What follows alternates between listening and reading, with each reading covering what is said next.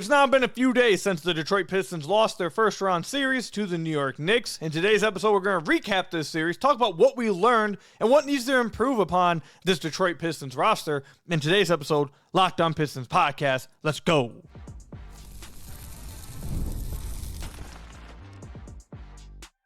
You are Locked On Pistons, your daily Detroit Pistons podcast, part of the Locked On Podcast Network, your team every day.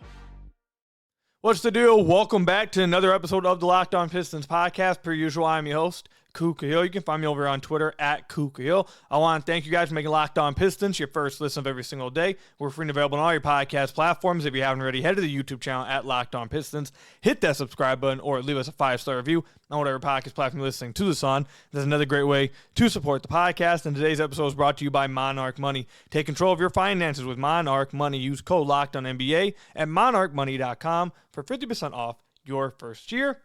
Before we go on, you guys know the deal. Go in the description down below. Check out the Substack. I'll have a Game 7 film breakdown, or not Game 7, a Game 6 film breakdown coming to you guys today when you guys listen to this Monday, hopefully. And also, join the playback room. We'll still be going live throughout the offseason. We'll be going live throughout the playoffs for watch parties during the playoff games, non-Pistons. So if you want to join us with that, check that out as well. But today's episode, we're just going to be recapping this series, what we learned, what the Pistons have to improve upon. Are there any changes that need to happen with the roster immediately that we think of? I want to give you guys a little preview of what's going to happen for the rest of the week, what our content schedule is going to look like. I plan on doing playoff season recaps for each player that played meaningful minutes. We'll do that, and then we'll get into season recaps, and then maybe in between or maybe a little bit earlier than that, we're going to have some guests on to talk about what they thought about the Pistons playoff series and what they learned about the Detroit Pistons over this time. So that's what the content's going to look like moving forward. If you guys have any guests that you guys would like to see on the podcast to talk about their thoughts on this first round series with the Pistons, let me know. Comment section down below or over on Twitter at Kuka Hill. All right, so let's go ahead and get into it. The Pistons obviously lost 4-2 to the Houston Rockets. I just got done watching the Houston Rockets lose. I'm recording this right after their game. The Pistons just lost 4-2 to the New York Knicks. And I guess now with a few days to go away, with a few days, to calm down and kind of realize that the season is over and, kind of let the emotions go away of the season just being done, I have more of a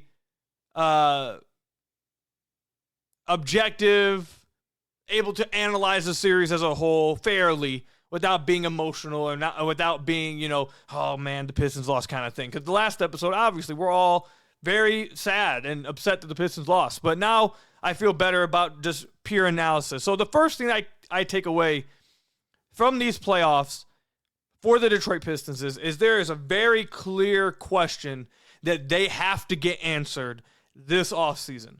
Now, we'll get into it. Look, we have the whole offseason to talk about whether they should trade for this guy, trade for that guy, whether they should just run it back and be patient. We'll talk. That's a conversation that will come up all throughout the offseason. We'll talk about it probably 50-plus times all offseason. But no matter what you think the answer is, the Pistons have to come up with an answer of someone to take some of the load off of Cade Cunningham offensively. I think that's my biggest takeaway from these playoffs is that the Pistons in the fourth quarter had numerous chances to really put the Knicks away. And because they don't have anyone outside of Cade to really break down a defense, because they don't have anyone outside of Cade that they can rely upon to be someone who generates good shots consistently against a half-court defense, because of that, they struggle to close out some of these games. Now, Cade does need to get better at closing out some of these games and being a better fourth quarter scorer in these important times. That will come up in his playoff review. But look, if you're watching the games fairly, you see the way the Knicks were guarding Cade. It was basically, we're not going to let you beat us. Someone else will have to. And if someone else doesn't, you guys will lose. It was trapping Cade a ton. It was blitzing Cade a ton. Anytime he got inside the three-point line, three guys came over to his side. The kind of gravity and how he was shifting the defense towards him, it's not a sustainable way of generating offense for his individual player. Now, we did get one fourth quarter out of Cade where he closed the deal and was able to force a Game 6, which was big time. Game 5, 13 points in the fourth quarter, was able to close the deal, shut the door, and give the Pistons another home game, another chance to win the series.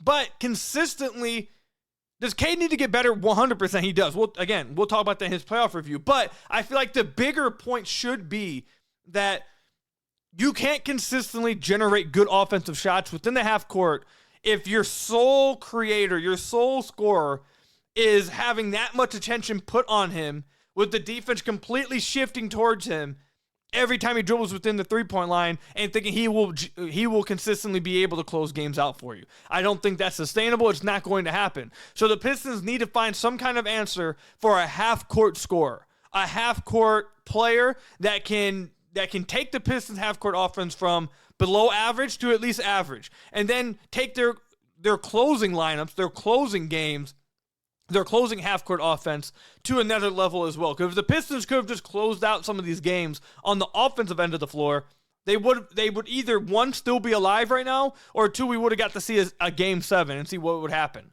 But because of that, they just weren't able to get it done. I mean, if you look across the court to the other team, you see Jalen Brunson and Cat. And when Jalen Brunson didn't have it going, which was rare, but when he didn't have it going, Cat came up and hit huge shots over and over and over again. When Cat wasn't hitting shots, Jalen Brunson was hitting shots over and over and over again. There was even the fourth quarter in this series where Mikal Bridges had 14 points in a fourth quarter. Like, they had multiple guys that could deliver and score within a fourth quarter, create their own shot, take advantage of advantages, and score for themselves. The Pistons just didn't have that. They didn't have it consistently in the fourth quarter from other players outside of Cade. And I guess this will be something else that, I'll say that for the second segment, actually. But the Pistons just didn't have it. So that's my number one takeaway from this series is the Pistons still need, I think they got a good core of young guys, obviously. I think they had a good roster. They still had a chance to win these games. They have good supporting pieces. But what they're missing, no matter what TJ Lang tries to tell you guys on Twitter, it's not the Batman they're missing. They are missing a Robin.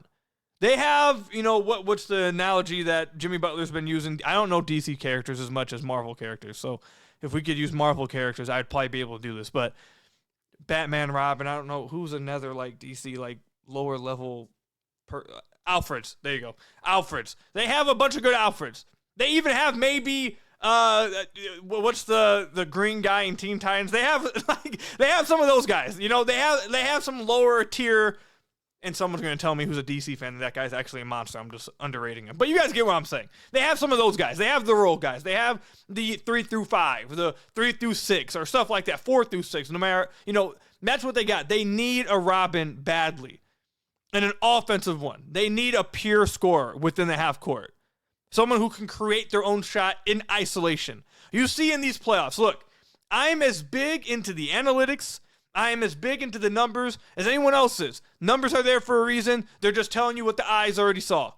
But there is a reason why come playoff time, there's ISO basketball and there's guys who can score in the mid-range. And there are guys that you need to just go out there. Look, screw all this movement offense. Screw all this other stuff. Give me the ball. Now I'm going to score in the half court. I am going to create a shot for myself within the half court, and I'm going to score.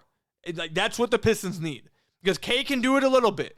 He likes to operate a ton of pick and roll. They don't really have a pure isolation guy, though. They don't have one. Not really. They really just don't have a pure isolation guy. That's what they need.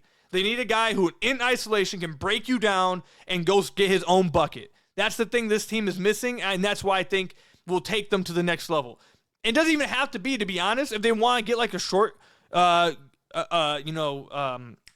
short gap answer instead of going after big star hunting or anything. It doesn't have to be that. You could go get somebody that is like a 6-man type of guy that just goes and gets his own buckets. Not a catch and shooter, not a movement shooter, but a guy like a Jordan Clarkson that can just create his own shot, get downhill, like a prime Jordan Clarkson, not this current Jordan Clarkson. But you guys get what I'm saying. That's what they need. They need someone to help their isolation game, because when teams start blitzing and trapping Cade in the pick and roll, it gets tough for them to score within the half court, especially late in games. Late in games, it gets tough. And Again, we'll talk about Cade needing to improve, but he needs help. He needs help in that regard. It can't just be him. You're never going to win with just one guy who can do it within the half court. They need another one. So let me know in the comment section down below or over on Twitter at @KukaHill. What is your guys' biggest takeaway from the series against the Knicks? Do you guys agree with me? Is that your takeaway, or do you have a different one? Again, let me know in the comment section down below or over on Twitter at KukaHill. When we come back, I'll talk about my second biggest takeaway from this series. And I think this might shock, maybe not shock, but I don't know if this will be some of you guys' 1, 2, 3, or 4th takeaway from this series. We'll talk about that coming up. This show is sponsored by BetterHelp. The world has made a lot of progress when it comes to mental health, but there's still a long way to go. Too many people still avoid therapy because they're afraid of being judged. But the truth is, taking care of your mental health should be just as normal as going to the gym or eating healthy. This Mental Health Awareness Month, let's normalize getting help and encourage everyone to prioritize their well-being. Because when people feel supported, families, workplaces, and entire communities are better for it. We're all better with help. Visit BetterHelp.com/LockedOnNBA to get 10% off your first month. That's BetterHelp, HELP.com/LockedOnNBA to get 10% off your first month. You want to talk about something that does a really good job of talking about the importance of mental health and why it's not bad to ask for help and talk about it? Thunderbolts. You guys go check out that movie. It does a great job, I think, that just came out. It does a great job in talking about mental health and trying to help people. So go check that out. And then after you do that, check out BetterHelp. Again, BetterHelp.com/LockedOnNBA to get 10% off your first month with BetterHelp. So I want to thank you guys again. Make Locked On Pistons your first listen of every single day. We're free and available on all your podcast platforms. If you haven't already, head to the YouTube channel at Locked On Pistons. Hit that subscribe button or leave us a 5-star review on whatever podcast platform you're listening to this on. There's another great way to support the podcast. You guys know the deal. Go into the description down below. You can find the Substack where I have these film breakdowns and written analysis coming to you guys as well. And also join the playback room for some content throughout the offseason. We'll probably rewatch some Pistons games, break down some live stuff, maybe watch some years past Pistons games, watch the current playoffs, all kinds of stuff over there. Make sure you guys check it out. Subscribe over there. All right. My second biggest takeaway from this Pistons series against the Knicks. I guess I should probably say this real quickly too before we get into the takeaway. I hope everyone at the end of the day, is able to say you had a lot of fun with this playoff series and are very happy with this Pistons season. And to be honest, for me, I'm more disappointed. I'm disappointed that the season is over, that this season is done, but not necessarily because like Piston basketball isn't on anymore.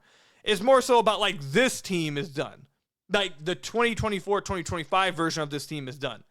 Because this team really did have like a connection, an energy, a funness to them. And I know it didn't result in a playoff series win, but I truly believe that in years to come, this will be viewed as like a special season for a lot of Pistons fans because of the connection, the turnaround. This team was just a lot of fun to get behind and to cover. So the fact that this iteration of this team is done is, it's tough. It's sad. It is sad to have this iteration done. But overall, I think everyone should be happy and definitely excited about the future and happy with the results of this season. The Pistons went from winning 14 games to winning 2 playoff games the next year. Like, come on. All right. So my second biggest takeaway is the Pistons need to prepare this offseason. And I'm not saying they don't need to re-sign him. I am firmly in the camp of if you can get a good deal for him, you definitely want to re-sign him. However, they need to prepare themselves for all this stuff is probably going to be stuff we talk about a ton throughout the offseason, but they need to prepare themselves for the possibility that Malik Beasley crashes down to earth. And the reason why I bring this up is this. If you watch the Pistons all year, and this is no shot to anybody, but I know there's a lot of casuals listening to the podcast right now, and there's so many people tuning in right now that maybe didn't have time or weren't as interested during the season and kind of came around during the playoffs. That's fine. But if you didn't get to watch the Pistons throughout the year, I'll explain it for you. If you guys did get to watch, you guys know that the Pistons half-court offense, going back to the first segment, so much of their half-court offense was so heavily relied upon Malik Beasley tough shot making. Like, I would say north of 50% of their half-court offense was relied upon Malik Beasley just going scorched earth and hitting crazy threes throughout games. Him getting 13, 12 threes up a game. A lot of them being off movement with the hand in his face. So much of their half-court offense was just Malik Beasley will get hot. He's an insane tough shot maker, and he will carry the offense as an off-ball scorer. So much of their offense was built around that. They need to prepare for that not being the case moving forward. In these playoffs, Malik Beasley struggled mightily. Struggled mightily in the playoffs. And what happened? The Pistons' offense crashed to the earth. Now, it's not, obviously, if one of your best players doesn't play well, the offense isn't going to be as great, obviously. But it goes deeper than that. The Pistons, again, they don't generate enough shots or enough good looks within their half-court offense to, with this current roster, to sustain Malik Beasley going cold. When he goes cold, their offense is cooked. Their offense is cooked within the half court. They have to completely rely upon scoring out of transition, scoring in fast break, scoring on defense. That's what they have to heavily rely upon when Malik Beasley is not scorched earth. And when he is, obviously it's great. But this roster was not prepared for him. And you could throw THA in there, but I don't think THA had as near as much of an impact on the season or the playoffs as Malik Beasley would. But when Malik Beasley goes cold, it changes everything. And he was cold throughout these playoffs. So if I'm the Detroit Pistons,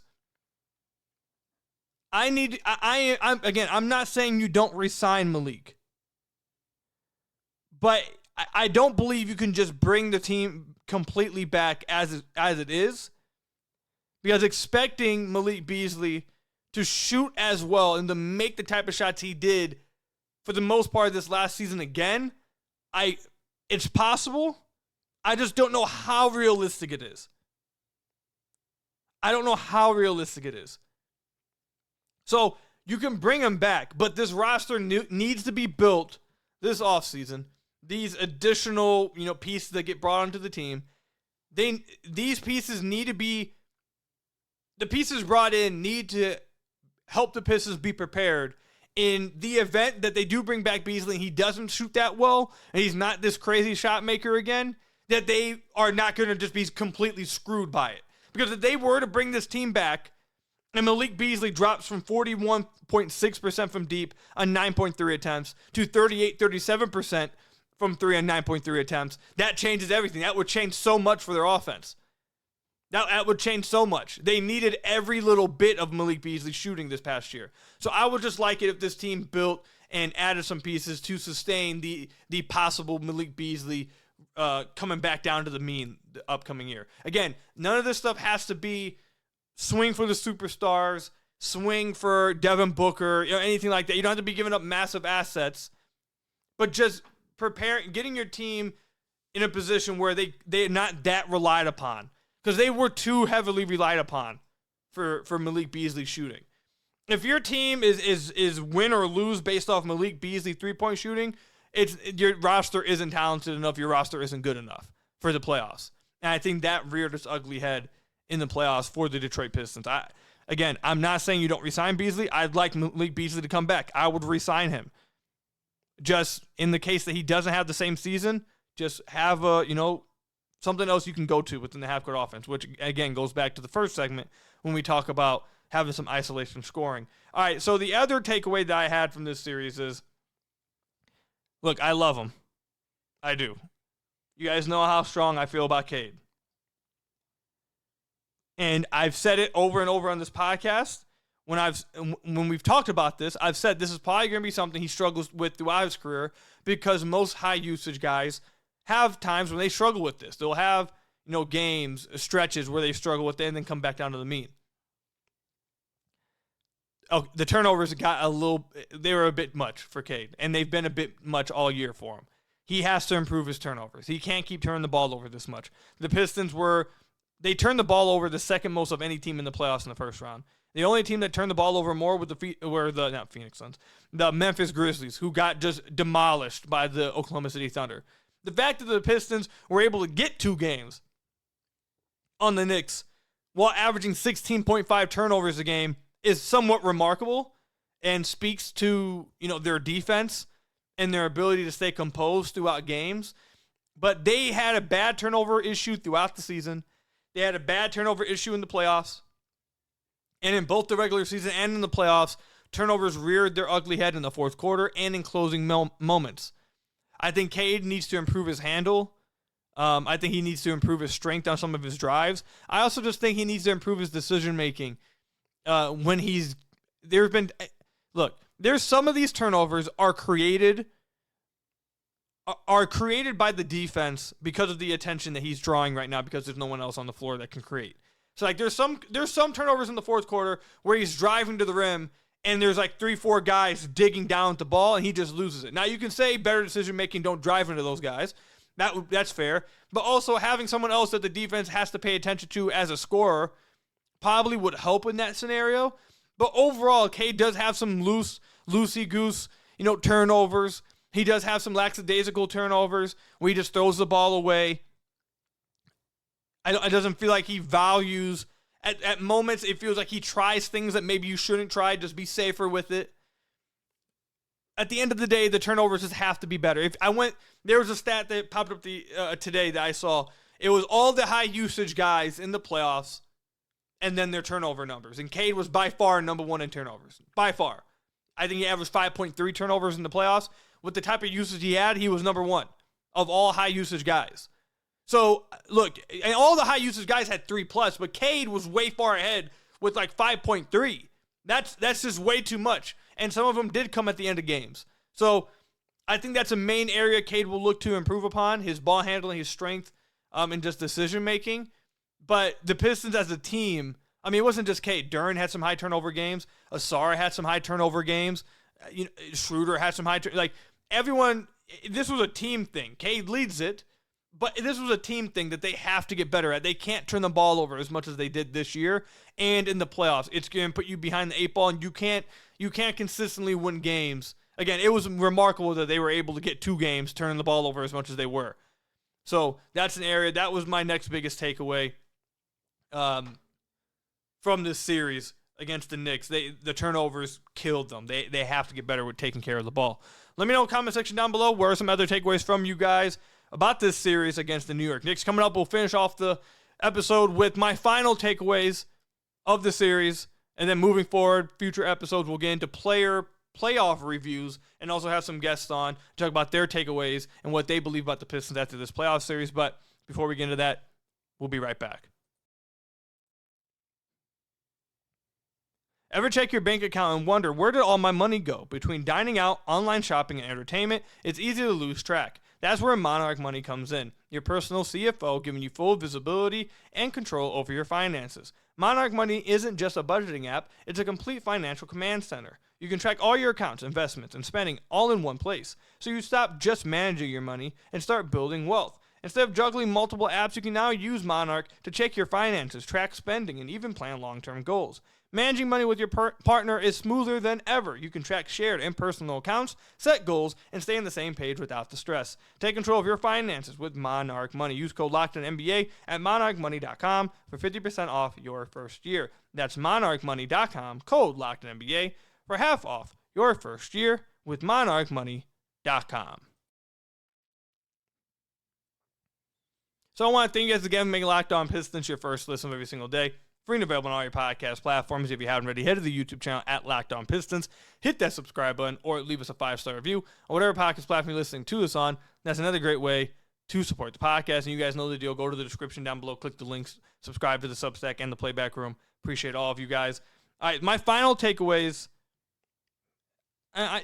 Maybe I shouldn't say final, because I'm sure there's a bunch of other things we'll talk about throughout the offseason. But my final takeaways right now for the series against the Knicks, it's actually about something that really didn't even happen in the series. It just made me, over the last few days, I've really thought about it. You guys know that Cade Cunningham, Jaden Ivey, Asar Thompson, Tobias Harris, and Jalen Duren played a combined 2 minutes together this year? 2 minutes. Cade, Ivey, Ausar, Tobias, and Duren. What I would think is is going to be their starting lineup moving forward, unless there are some massive changes. I would expect that is your starting lineup and what they would have started if Ivey was healthy. Cade, Ivey, Ausar, Tobias, Duren played a combined 2 minutes all year. That right there is my next takeaway from this Knicks series, is that you really feel the lack of, or not, I guess the better word is not having Jaden Ivey's presence on the floor. And everyone knows I haven't been the biggest Jaden Ivey fan. I'm definitely not his number one fan. There's definitely some other guys that are maybe a little bit more higher on him than I am.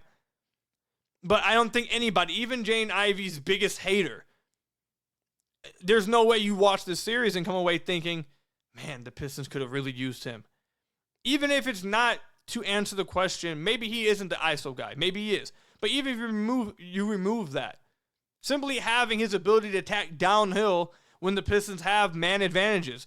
If the Knicks, I should say, wanted to trap and blitz Cade, having Jaden Ivey attacking downhill against a tilted defense is when he's at his best. Jaden Ivey is a really good off-ball scorer.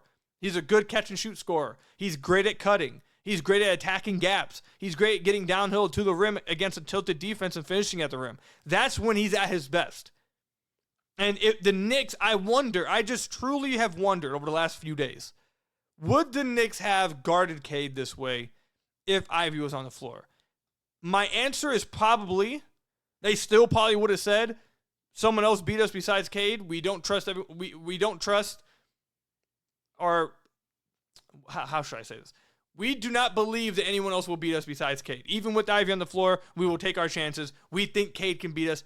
I do think they probably would have still trapped Cade. They probably would have played aggressive on Cade. But I think the Pistons would have had a much better chance of making them pay. And I do think they probably would have won this series if Ivey was healthy. They would have had a better chance attacking these 4-on-3 situations and having another ball handler within the half court that can get to the rim and finish at the rim and draw fouls and is electric and all that stuff. It just had me thinking like, man, this team, Ivey really would have really had a good series, I think, against the Knicks. With that kind of coverage they were playing. They would have had to change their coverage. Or Ivey would have had he would have broke out, I feel like, in these playoffs with this kind of coverage going on. Because he's great at attacking this off ball and feeding off of Cade's gravity.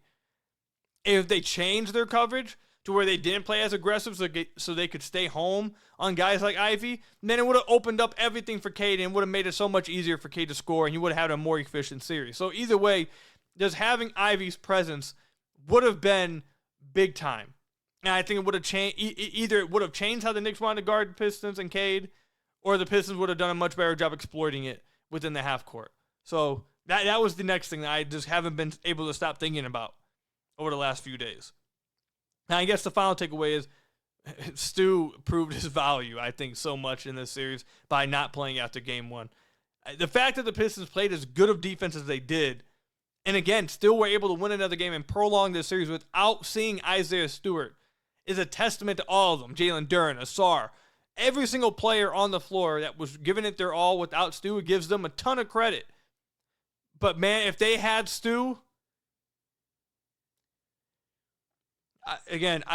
congratulations to the Knicks. I'm not going to sit here and say if, but like, man,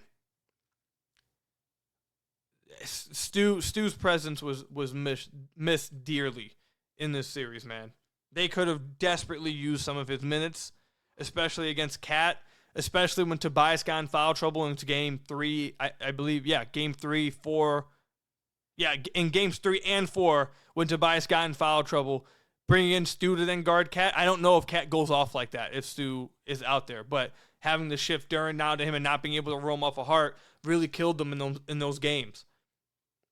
So I thought the presence of Ivey and Stu were dearly missed in this series, and things may have gone differently, which we'll talk about throughout the offseason. I think it's probably one of the main reasons why a lot of people will say you don't need to make big moves. Just come back healthy and bring your squad back. I will say, and we'll wrap this up here, there's something to pay attention to. I've completely done a 180 in Stu. I love Stu. I think he's incredibly valuable. Just something to watch for. he has not been able to close the season out the last 3 years. I don't want to say it's incredibly concerning, but it's at least something to be maybe not worried about, but it's something to watch for. He hasn't been able to make it through a season the last 3 years.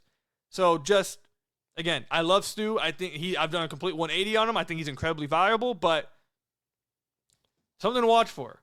Something to watch for. You'd like to see him be able to finish out a season. Not blaming him, but it is something notable to just pay attention to, I guess, moving forward. But that's all I've got for you guys today. Thank you guys for making Locked On Pistons your first listen of every single day. Free and available on all your podcast platforms. Hit that subscribe button to the YouTube channel. Leave us a 5-star review, whatever podcast platform you're listening to this on. And until next time, I'll see you guys later. Stay safe out there. And until next time, peace out.